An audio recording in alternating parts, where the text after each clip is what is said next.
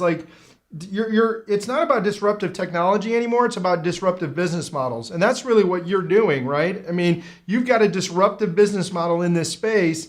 And it's one of the things that forces you to do a lot of education on the front end, I imagine, right? You have to teach.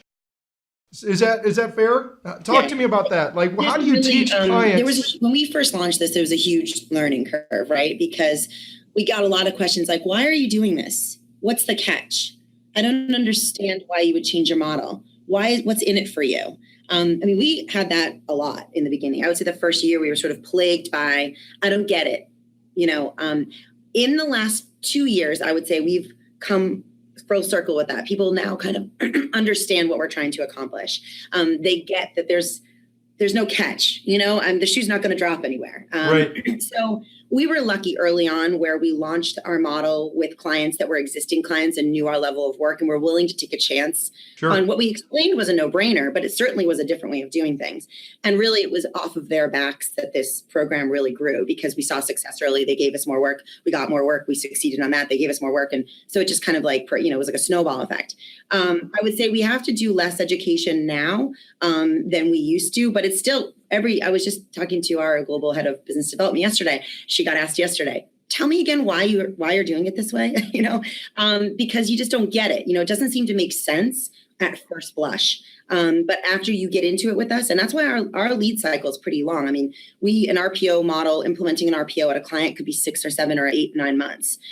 We run some other programs for small businesses that produce, we can kind of get into a company in 3 weeks.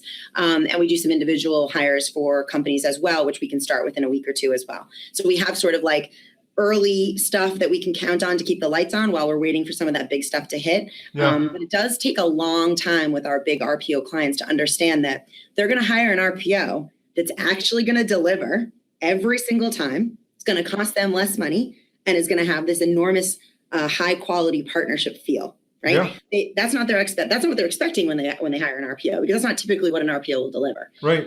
Certainly isn't. You're really crushing the whole perception of what an RPO is. I mean, that's, that is, that's where you're really defining it. It's a very scary, brave, and thin ice to step out on when you're telling the client you want to do something that's in their best interest, and they're going to fight you on it, and they're going to make you take them longer to sell them on it, even though it's what's better for them. That's hard to do. And I applaud you for getting out there, because I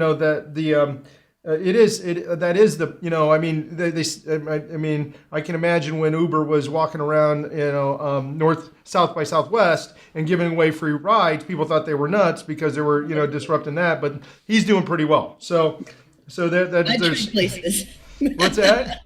I said I'd trade places. Yeah, right. I know. It's amazing, isn't it? So how